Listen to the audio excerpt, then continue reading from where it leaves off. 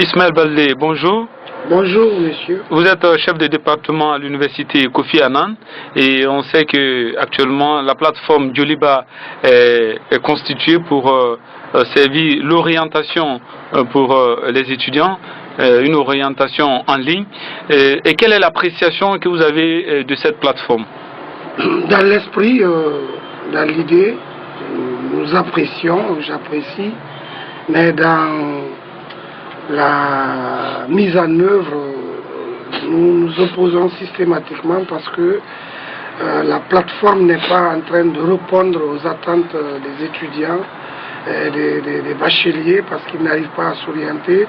Au jour d'aujourd'hui, vous avez plus de 10 000 qui sont soit mal orientés ou pas du tout orientés. Et ça, c'est extrêmement grave. Nous sommes déjà en fin novembre et jusqu'à présent, les cours n'ont pas commencé. Et cette plateforme-là, Joliba, l'accessibilité est très lente. Et une fois qu'on a accès aussi, même quand l'élève choisit une université, il peut se retrouver orienté ailleurs. Donc il y a une certaine opacité qui encadre tout ça que nous voulons dénoncer pour qu'à l'avenir, pareille chose ne se produise pas dans notre pays. Mais quand on écoute les autorités du ministère de l'enseignement, en tout cas le département qui gère ce dossier, ils disent carrément que c'est le meilleur système parce qu'il y a plus de 80% des étudiants qui se sont déjà fait orienter. Nous disons, et ce que le ministère dit n'engage qu'eux-mêmes, mais vous pouvez quand même sonder, puisque vous êtes journaliste, vous pouvez faire quelques enquêtes par rapport à cette question. Au jour d'aujourd'hui, il y a plus de 10 000 de nos enfants qui ne sont soit pas orientés ou mal orientés. C'est ce que nous disons et c'est un constat. C'est parce que nous sommes sur le terrain, nous sommes des enseignants, nous sommes des éducateurs, nous savons ce que le ministère dit, c'est pour éviter les dégâts que ce système va causer. Mais dans les jours à venir, vous êtes journaliste, vous-même vous allez voir ce qui va se passer. C'est un système lent. Pour inscrire un seul étudiant, il faut 20 à 30 minutes et imaginez 25 000. Mais la méthode traditionnelle n'était pas rapide. Hein. Lorsqu'on voyait les étudiants à la file indienne pour s'inscrire dans les scolarités, c'était pas facile, c'était pas rapide aussi. Nous n'avons pas dit que la méthode ancienne était meilleure à cette nouvelle méthode. Nous disons simplement que cette nouvelle méthode a des défaillances. Et sur plusieurs aspects. Le premier aspect, c'est que c'est lent. Vous-même, vous connaissez la connexion en Guinée, c'est une connexion très lente. Deuxièmement, c'est un système opaque, il est fermé, les étudiants n'ont pas le libre choix pour aller dans l'université de leur préférence. Troisièmement, il y a des zones d'ombre à l'intérieur du système que nous dénonçons parce qu'il y a un système de quotas qui est imposé aux étudiants et plutôt aux universités, ce qui fait que les grandes universités sont placées sur le même pied que les petites universités, ce qui contribue à baisser la qualité de l'enseignement en Guinée, parce que ce qui est visé aujourd'hui, c'est l'amélioration de la qualité de l'enseignement. Or, lorsqu'on continue à envoyer des étudiants, 50 étudiants, 200 étudiants par-ci, par-là, à des petites universités, aux effectifs de 100 étudiants et 200 étudiants, on ne peut pas améliorer la qualité de l'enseignement. Parce que ce qu'il faut connaître et ce qu'il faut apprendre, et ça je vous informe, c'est que l'enseignement supérieur coûte cher. L'enseignement supérieur, pour qu'il y ait la qualité, il faut de l'argent, il faut des moyens, il faut des infrastructures, il faut des enseignants de qualité et qui sont payés souvent très cher. 100 000 heures pour un enseignant de rang magistral. Il faut qu'il y ait des laboratoires, il faut qu'il y ait des stages. Or, les petites universités ne sont pas préparées à faire cela. Et ce que le ministère a mis dans son système Joliba aujourd'hui, c'est d'affecter les étudiants par contingentement et par quota et à toutes les 39 universités. Imaginez 5 000 étudiants, 5 500 distribués sur 39 universités privées. Comment cela va fonctionner? Comment les cours vont être donnés? Quels sont les enseignants qui vont donner ces cours? Cela pose problème. Et cela me renvoie ici à évoquer la question aujourd'hui de la nécessité en Guinée de mettre en œuvre assez rapidement les états généraux de l'enseignement supérieur privé qui pourraient mener sur une résolution fondamentale que nous proposons, un audit du secteur privé de l'enseignement supérieur pour permettre assez rapidement de vraiment fermer les petites universités et de faire en sorte que les grandes soient traitées au même titre que les universités publiques, une sorte de partenariat comme aux États-Unis, comme au Canada, comme au Japon, comme partout ailleurs. L'enseignement supérieur privé est une partie fondamentale du processus de formation des jeunes d'un pays. Cela est indispensable. Mais on sait que pour être grand, il faut être d'abord petit. On sait que Kofi Annan, depuis 1996, a commencé petit avant d'être aujourd'hui ce qu'elle est. Et vous proposez notamment qu'on fait peut-être ce que vous appelez les petites universités.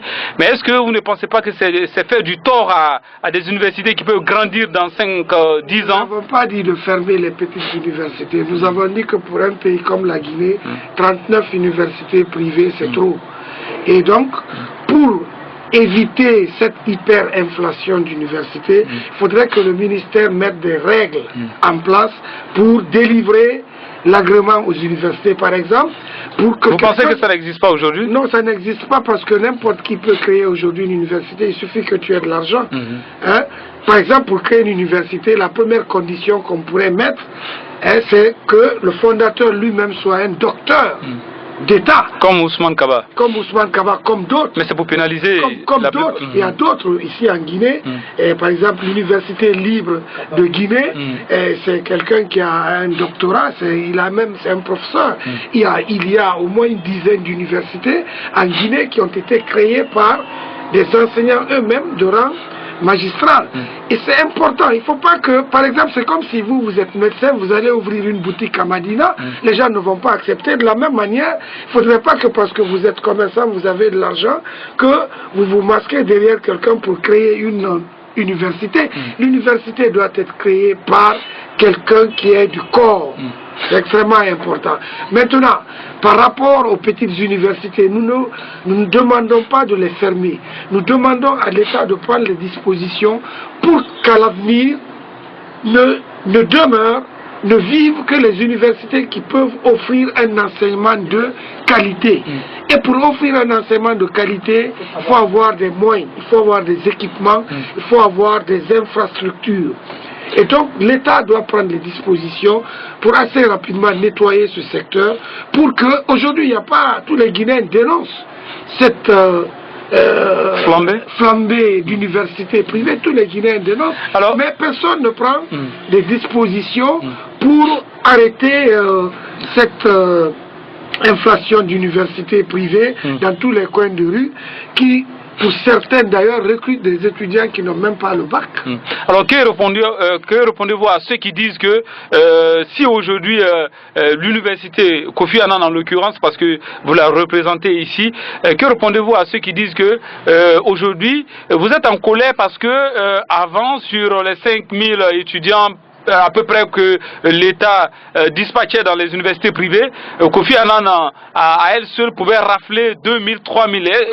Que répondez-vous à ceux qui disent que c'est parce que vous n'avez plus ce privilège-là que vous êtes... Non, nous c'est parce que le système actuel, qui est un système de quotas, n'est pas en train ne crée pas la concurrence entre les universités. Tant qu'il y a la concurrence, Kofi Annan n'a peur de rien. Mais dès l'instant que la concurrence est biaisée, elle est faussée, à partir d'une certaine répartition par quota des effectifs, à partir d'une certaine orientation unilatérale des bacheliers par une commission tapie dans l'ombre quelque part, cela pose problème.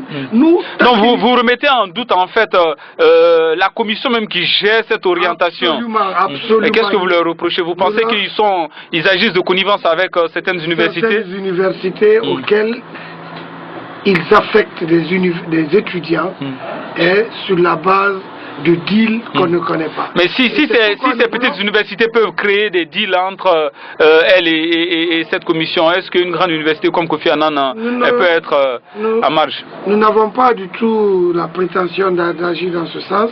Nous voulons agir dans la légalité. Nous voulons que le système soit ouvert. Nous voulons que le système soit transparent. Nous voulons qu'on laisse le choix aux étudiants. Les étudiants sont les meilleurs juges entre les universités. S'il est laissé aux étudiants la latitude de choisir, mais on verra... Est-ce que vous avez l'impression que c'est une politique qui vise à abattre peut-être de grandes universités comme Kofi Annan? Nous avons tout l'impression que quelque part il y a des mains noires qui voudraient nuire à certaines universités, y compris Kofi Annan. Mais nous n'allons pas nous laisser faire. Kofi Annan est aujourd'hui une université, c'est une entreprise sociale, c'est un établissement d'utilité publique. Nous contribuons à former les jeunes de Guinée depuis 1996. Ce n'est pas une commission quelque part d'un ministère qui va nous ébranler. Nous n'allons pas le laisser faire.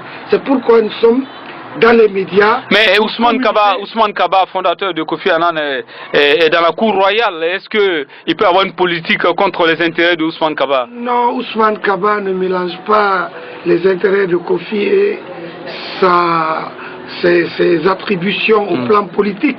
Il est député à l'Assemblée nationale et je vous rappelle qu'aujourd'hui il est président fondateur de l'université, mais au plan pédagogique nous avons un recteur et un vice-recteur, nous avons des doyens qui gèrent l'université. C'est pourquoi moi je suis présent ici. Ousmane Kaba, Dr Ousmane Kaba n'a pas besoin de sortir ses gants pour défendre cette institution. Il y a des lieutenants. Voilà, il y a des lieutenants, il y a des soldats, il y a des généraux qui sont à mesure de défendre Kofi Annan dans l'intérêt de la Guinée, bien évidemment. Je vous rappelle que le concepteur de cette plateforme est un diplômé de l'université Kofi Annan, la plateforme Joliba. C'est pour vous dire que nous produisons des étudiants de qualité et nous avons plein d'étudiants qui travaillent ici en Guinée, certains qui sont à l'étranger. Et donc, je pense que le problème, c'est pas que nous avons peur ou que nous nous sentons menacés. Non, nous voulons qu'à l'avenir, que ce système de Joliba soit rendu plus performant, qu'il soit ouvert, qu'il soit transparent et qu'on laisse le choix aux étudiants d'opter pour l'université de leur préférence, c'est tout. Nous ne voulons pas qu'il y ait un système de quotas, un système d'orientation préétabli basé sur des combines, des deals avec des retours sur investissement dans quelque part la nuit dans Conakry. Ok, merci beaucoup M. Ismaël Baldé d'avoir répondu à nos questions. C'est à moi de vous remercier M. Kanda.